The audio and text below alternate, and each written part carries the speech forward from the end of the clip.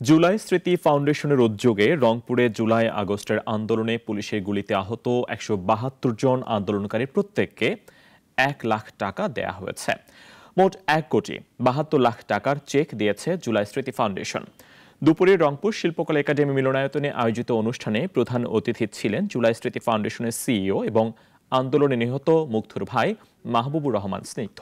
এ সময় তিনি বলেন, এই তালিকার বাইরে যারা আছেন তাদের তালিকা তৈরির কাজ চলছে। যাদের নাম বাদ পড়েছে তাদেরও তালিকা তৈরি করে অনুদান দেওয়া হবে।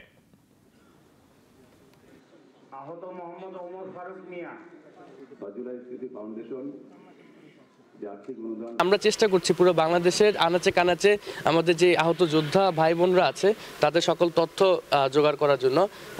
আপনার মুখ থেকে শুনতে পেরেছি এবং বিভিন্ন পত্র পত্রিকাও দেখতে পেরেছি। আমরা অবশ্যই তার সাথে যোগাযোগ করার চেষ্টা করব এবং তাকে আমাদের যে আর্থিক সম্মাননাটি আছে সেটি পৌঁছে দেওয়ার চেষ্টা করব।